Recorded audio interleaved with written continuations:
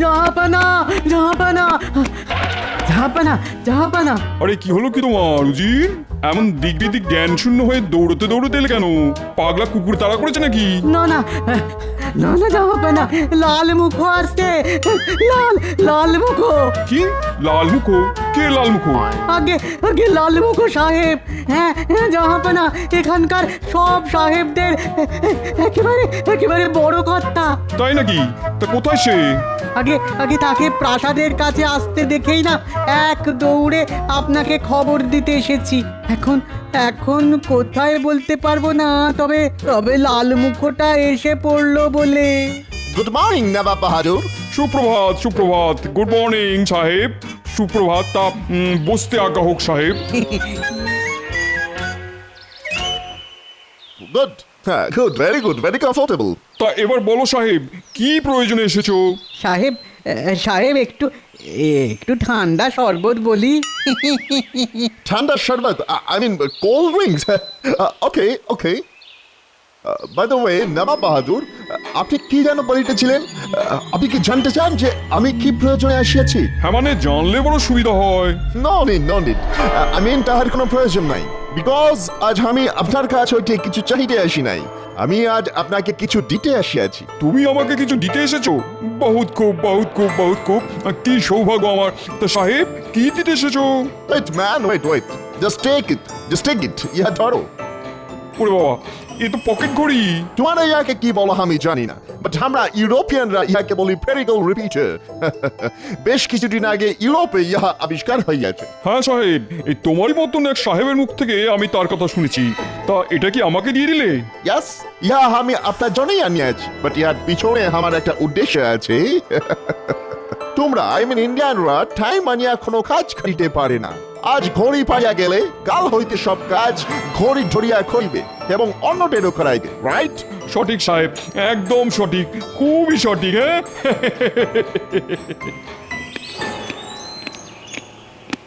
চট করে এই ঠান্ডা শরবতটা খেয়ে নাও সাহেব। Good drinks. Okay, see you again, bye bye. যাও যাও যাও উজির, সাহেবকে গাড়ি অব্দি এগিয়ে দিয়ে এসো। যাও যাও। এসো এসো সাহেব এসো।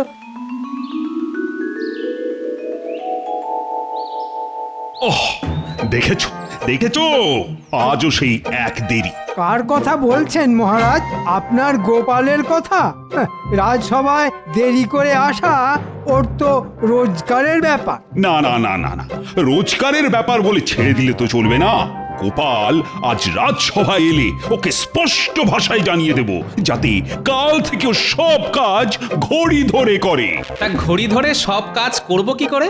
সাহেবদের মতো আমাদের কারো কাছে ঘড়ি আছে নাকি? হ্যাঁ, এটা কিন্তু গোপাল ঠিকই বলেছে মহারাজ। ওই সাহেবদের কল্যাণে ও আজ কিছুদিন ধরেই ঘড়ি কথাটা খুব শুনে আসছি, কিন্তু সেটা যে কি বস্তু সেটাই তো চোখে দেখা হলো না। হ্যাঁ, আমিও শুনেছি এই কাঁটাওয়ালা ঘড়ির কথা। ও বাবা, এতদিন তো শুনেছি বালি ঘড়ি, এখন শুনছি কাঁটা ঘড়ি, এরপর কি শুনবো হাঁটা ঘড়ি? আই দাঁত বের করে হেসো না তো। এই বিজ্ঞানী, কাঁটা ঘড়ির ব্যাপারে কি জানো বলো তো? মহারাজ, শুনেছি একটা গোলাকার চাকতির উপর চক্রাকারে কাঁটা ঘুরতে থাকে, আর সেই কাঁটাই নাকি বলে দেয় কটা বাজে। মানে একটা, দুটো, তিনটে, চারটে, এরকম আর কি। তা এতটাই যখন শুনেছো, তখন চটপট বানিয়ে ফেলো একটা ঘড়ি, সকলকে দেখিয়ে একেবারে তাক লাগিয়ে ছেড়ে দিই। সেটা তো এখনই সম্ভব নয় মহারাজ। কেন কেন কেন? শুনেছি ওর ভেতরে অনেক সূক্ষ্ম সূক্ষ্ম কলকব্জা থাকে, আর ওইসব যন্ত্রাংশ আমাদের দেশে পাওয়া যায় না মহারাজ। তাহলে কোথায় পাওয়া যায়? আগে বিলাতে। তাহলে তো কালই বিলে যাওয়ার ব্যবস্থা শুরু করে দাও। মোদ্দা কথা হলো, আমি খুব তাড়াতাড়ি ওই কাঁটা ঘড়ি দেখতে চাই, ব্যাস।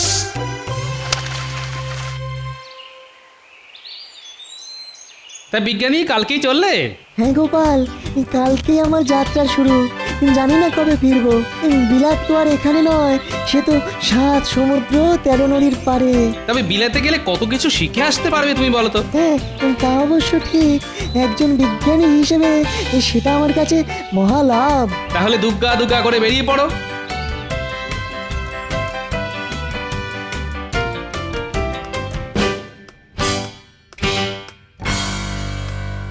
আহা, কি অদ্ভুত এই যন্ত্র! কানের কাছে ধরলেই এর পেটের ভেতর থেকে টিকটিক টিকটিক করে শব্দ শোনা যায়, আর চোখের সামনে নেড়লেই টুকটুক টুকটুক করে সময়কে কেমন এগিয়ে যেতে দেখা যায়। দেখো দেখো দেখো দেখো উজির, দেখো।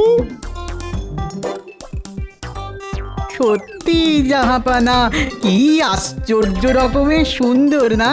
হ্যাঁ জাহাপানা, আমি তো আবার ইংরেজি সংখ্যা পড়তে পারি না, তা ঘড়ি দেখে বলে দেবেন এখন কটা বাজে? এখন বাজে একের পিঠে এক, মানে 11টা। ও বাবা, এবার তো আমার দুপুরে খাবার সময় হয়ে গেল।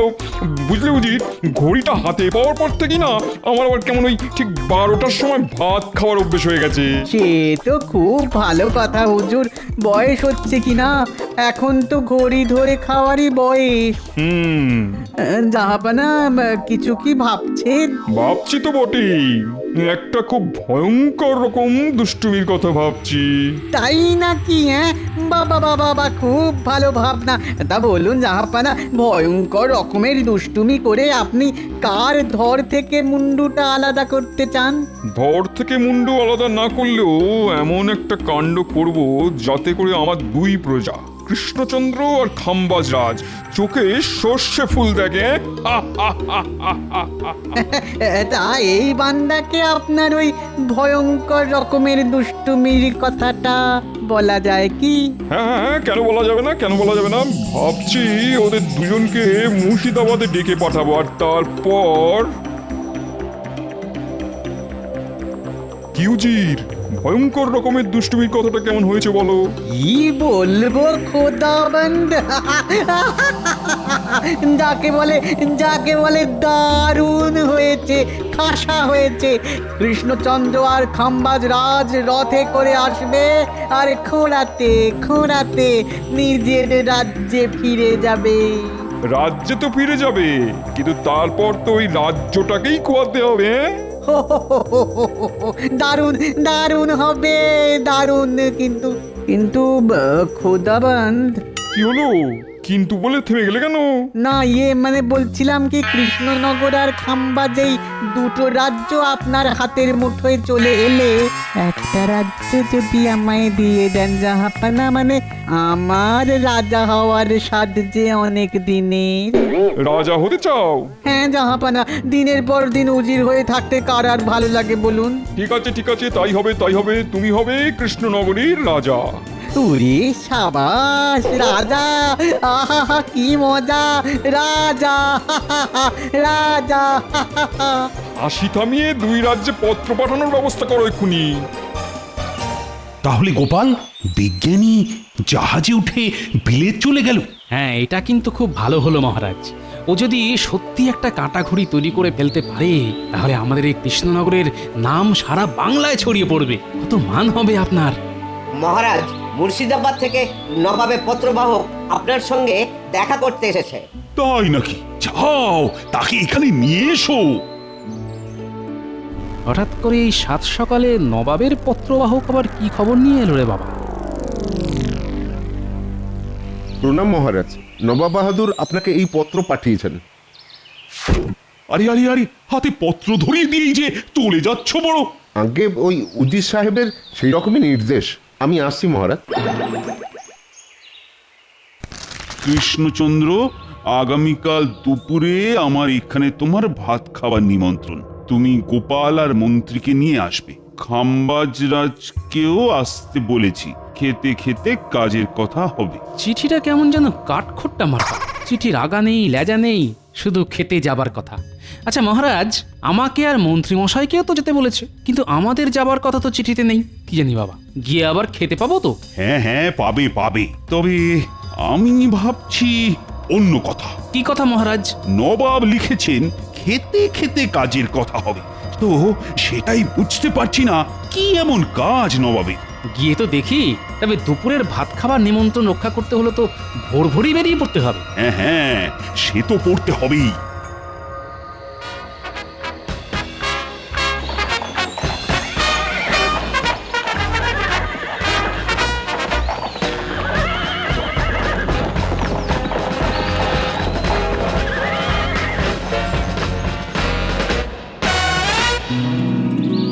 বাবা, এ তো তো এলাহি আয়োজন। গোপাল গোপাল এখনই খাবারে হাত দিও না, ঘড়িতে ঠিক 12টা বাজলেই খাওয়া শুরু হবে। ঘড়িতে ঠিক 12টা বাজার মানে? ও সে কথাটা তো বলতেই ভুলে গেছি। এই দেখো আমার কাছে এখন খোদ বিলেতি কাঁটা ঘড়ি, আর যবে থেকেই ঘড়ি আমার হাতে এসেছে তবে থেকেই ঘড়ি ধরে ঠিক 12টাতে আমি দুপুরের খাওয়া শুরু করি। হ্যাঁ, 1 মিনিট আগেও নয়, আবার 1 মিনিট পরেও নয়। এই এই এই এবার ঠিক 12টা বাজলো ঘড়িতে। নাও নাও নাও নাও, সকলে খাওয়া শুরু করে দাও। ও এবার বুঝতে পেরেছি, খাওয়ানোটা একটা অছিলা, আসলে ফলাও করে বিলেতি কাঁটা ঘড়িটাই দেখানো উদ্দেশ্য। আজ তোমরা আমার এখানে খাচ্ছ, কিন্তু 15 দিন পরে আমি তোমাদের ওখানে ভাত খেতে যাব। হ্যাঁ, প্রথমে যাব কৃষ্ণনগরে, তারপর যাব খাম্বাজ রাজ্যে। কেমন? এ তো আমার সৌভাগ্য জাহাপানা। সৌভাগ্য কি দুর্ভাগ্য তা জানি না, তবে আমি খেতে বসবো ঘড়ি ধরে ঠিক 12টায়। 1 মিনিট আগে বা পরে আমার খাবার দিলে কিন্তু চলবে না। সেটা কি করে সম্ভব হুজুর? আপনার কাছে ঘড়ি আছে কিন্তু আমাদের কাছে তো নেই। ওসব কোনো কথা আমি শুনবো না। ঠিক 12টায় আমার খাবার না এলে আমি কিন্তু তোমাদের কাছ থেকে রাজ্য কেড়ে নেবো, বুঝলে? ছেলে মেয়ের হাত ধরে তখন পথে বসতে হবে আপনাদের। হায় ভগবান, এ কি পরীক্ষায় পড়লাম রে বাবা। ও হ্যাঁ, আরেকটা কথা, ঠিক সকাল 9টায় আমার জল খাবার চাই। কে কৃষ্ণচন্দ্র, তুমি কিছু বলো? চেষ্টা করব জাহাপানা। না দিতে পারলে 1 বস্ত্রে রাজ্য ছেড়ে চলে যাবে। জাহাপানা, এভাবে আমাদের নিমন্ত্রণ করে এনে সামনে ভাতের থালা সাজিয়ে দিয়ে রাজ্যপাট কেড়ে নেবার কথা বলছেন। ঠিক হয়েছে, এবারে ঠেলা সামলাও মহারাজ। নবাব যদি তোমাকে সিংহাসন থেকে হটিয়ে দেন, তাহলে নবাবের হাতে পায়ে ধরে ওই সিংহাসনে আমি বসবো। হ্যাঁ, তা বুদ্ধির ঢেকি গোপালচন্দ্র, তুমি কিছু বলো। মহারাজের হয়ে আমি কথা দিয়ে যাচ্ছি, আমাদের হয়তো কাঁটা ঘড়ি নেই, কিন্তু ঠিক সময়তেই আপনাদের জল খাবার আর দুপুরের খাবার পৌঁছে যাবে। ঠিক তো গোপাল? গোপাল কখনো বাজে কথা বলে না হুজুর, সে যা বলে ভেবেচিন্তেই বলে। বটে, আমার সঙ্গে টক্কর দিতে চাইছো তো? ঠিক আছে, দেখা যাবে। সে তো সময়কালে দেখা যাবেই হুজুর। টক্করে আমরা হারলে আপনি আমাদের রাজ্য কেড়ে নেবেন, কিন্তু জিতলে কি হবে? 3 বছরের খাজনা মুকুব আর 300 বিঘা ধান জমি পাবে। নবাবের জয় হোক। নিন মহারাজ, এখন তাহলে প্রাণ ভরে খাওয়া যাক। আহা, কোপ্তা, কালিয়া, পোলাও।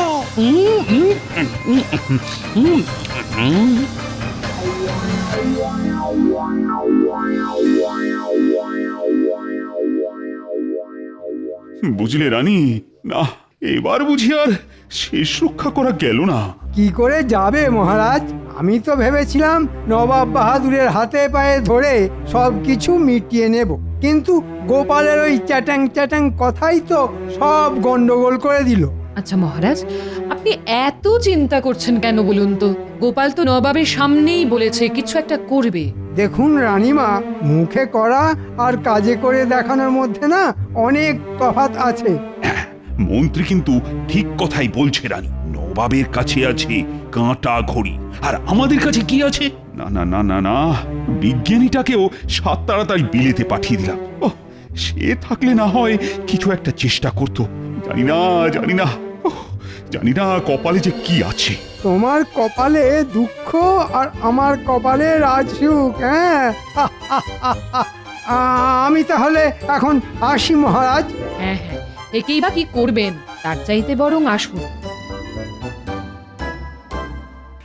আচ্ছা রাজ্যতীষী, একটা দিনকে কিভাবে ভাগ করা হয়? মানে তোমাদের জ্যোতিষ বিজ্ঞান কি বলে? জ্যোতিষ বিজ্ঞান হলো জ্যোতির্বিজ্ঞানের একটা অংশ, আর এই জ্যোতির্বিজ্ঞানে একটা দিনকে 8টা প্রহরে ভাগ করা হয়। মানে 24 ঘন্টায় একটা দিন হলে একটা প্রহরের মেয়াদকাল 3 ঘন্টা। আচ্ছা, প্রহর তো শুরু হয় সকাল 6টায় সূর্যোদয়ের সাথে সাথে, তাই তো? একেবারে ঠিক। শেষ হয় সকাল 9টায়, আর এর পরেই দ্বিতীয় প্রহরের শুরু বেলা 12টায়। মানে দ্বিতীয় প্রহরের ঠিক শেষ লগ্নে সূর্যদেব থাকেন মধ্য গগনে, মানে একেবারে মাথার ওপর। তাই সেই সময় মাটিতে উল্লম্বভাবে থাকা কোনো মানুষ বা বস্তুর ছায়া মাটিতে পড়ে না। ঠিক বলেছ। এরপর তৃতীয় প্রহরের শুরু। সূর্যদেব পশ্চিম দিকে হেলতে শুরু করেন। বুঝতে পেরেছি। এর পরের অঙ্ক তো জলের মতো সোজা। তৃতীয় প্রহর শেষ হয় 3টের সময়, আর সন্ধে 6টায় সূর্যাস্তের সাথে সাথে চতুর্থ প্রহরের শেষ। তারপর রাতের 12 ঘন্টায় আরো 4টে প্রহর। সত্যি রাজ্যতীষী, কত কি যে আজ তোমার কাছ থেকে জানতে পারলাম। সত্যি কথা বলতে কি গোপাল, এসব যত জানবে ততই অবাক হয়ে যাবে। আজ তাহলে আমি উঠি। হ্যাঁ হ্যাঁ, এসো এসো এসো।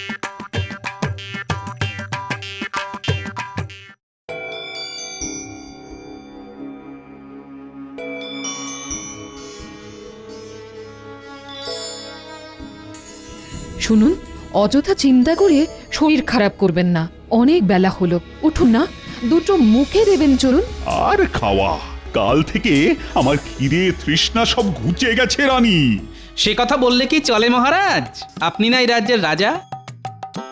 যান, খেয়ে দিয়ে ভালো করে বিশ্রাম নিন। আমি বলছি, নবাব বাহাদুর এসে ঠিক সময় মতোই জল খাবার আর ভাত পাবেন। বলছো গোপাল? হ্যাঁ রানীমা।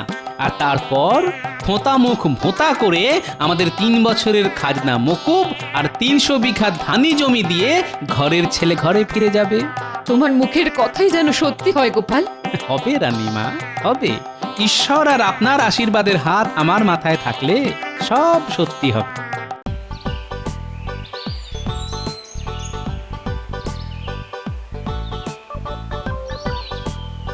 সবে সূর্য উঠল, মানে প্রথম প্রহরের শুরু। তার মানে এখন সকাল 6টা। কঞ্চির ছায়া যেখানে শেষ হচ্ছে সেখানে একটা দাগ দিয়ে রাখি। এরপর থেকে এই দাগটায় সূর্যের ছায়া এসে পড়লে বুঝতে হবে সকাল 6টা বাজে। এবার বসে থাকতে হবে সূর্যি মামা কখন মাথার উপর চড়ে।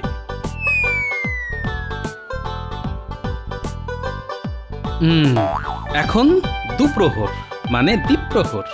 সূর্য মাথার ঠিক উপরে থাকার জন্যে মাটিতে কঞ্চির কোনো ছায়া পড়ছে না। বাহ বাহ বাহ, কি মজা! এই মাপটা তাহলে গিয়ে দাঁড়ালো 6টা থেকে 12টার মাপ। আর এই মাপটাকে অর্ধেক করলেই পেয়ে যাব সকাল 9টা।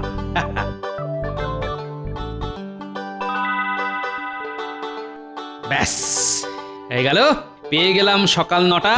মানে এই দাগের উপর সূর্যের আলো এসে পড়লেই বুঝতে হবে সকাল 9টা বেজে গেছে। তাহলে ব্যাপারটা কি দাঁড়ালো?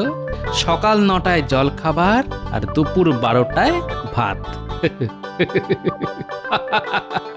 আমার দুহাত তুলে নাচতে ইচ্ছে করছে।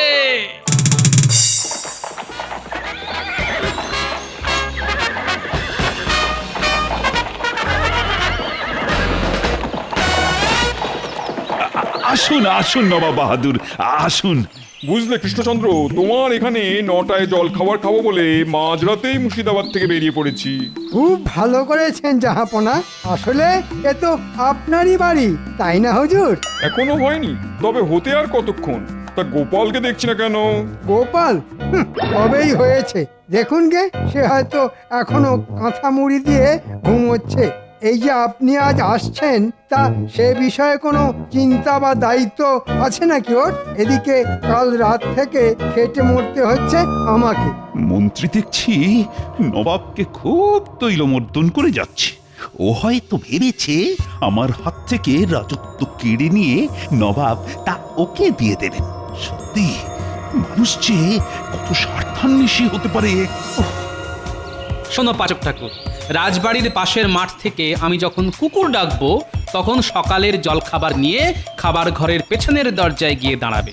আর পেটা ঘড়িতে যখন ঢং ঢং করে 9টা বাজাবো ঠিক তক্ষুনি খাবার নিয়ে ঘরে ঢুকে পড়বে। এক মুহূর্ত যেন এদিক ওদিক না হয়। তুমি নিশ্চিন্তে থাকতে পারো গোপাল দাদা। দুপুর 12টার ভাত দেবার সময়ও একই ব্যাপার। আগে কুকুরের ডাক, তারপরে পরেই পেটা ঘড়িতে ঢং ঢং করে 12টার ঘন্টা।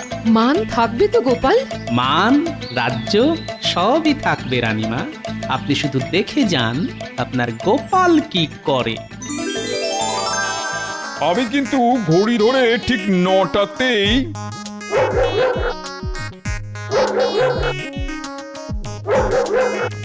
নটা আসতে আর ঠিক 2 মিনিট বাকি।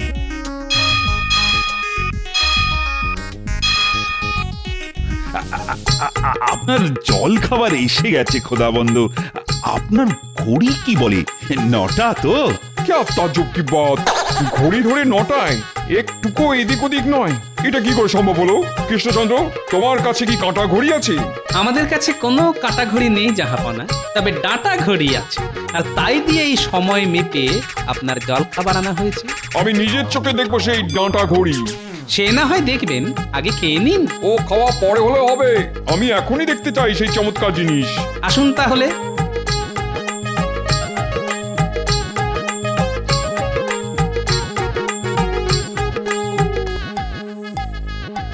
এই দেখুন, ডাঁটা ঘড়ি। মাটিতে একটা ডাঁটার মতো সোজা দেখতে কঞ্চি পোতা রয়েছে। সূর্যের আলোয় মাটিতে কঞ্চির ছায়া পড়ছে, আর তাই দেখেই আমি বুঝতে পারছি কখন কটা বাজছে। আচ্ছা বলুন তো জাহাপনা, সূর্য কখন ঠিক মাথার উপর থাকে? 12টায়। আর তখন মাটিতে কঞ্চির কোনো ছায়া পড়বে না দেখে আমি বুঝে যাব যে আপনার ভাত খাবার সময় হয়েছে। কি জাহাপনা, ঠিক বললাম তো? চমৎকার চমৎকার, অতীব চমৎকার। কৃষ্ণচন্দ্র, এই তোমার 3 বছরের খাজনা মুকুব আর 300 বিঘা ধান জমি পাবে তুমি। আর গোপালের এই বুদ্ধির জন্য ওকে আমি পুরস্কার দেবো।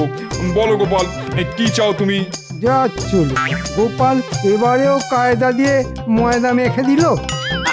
আমাকে যদি কিছু দিতেই চান তাহলে বলি, খাম্বাজরাজ যদি ঘড়ির সময় ধরে আপনাকে জল খাবার আর ভাত দিতে না পারেন, তাহলে আর দুর্বুদ্ধি খাটিয়ে ওর রাজ্যটা কেড়ে নেবেন না জাহাপানা।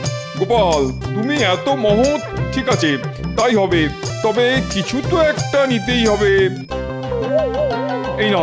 এই নাও আমার মতির হার।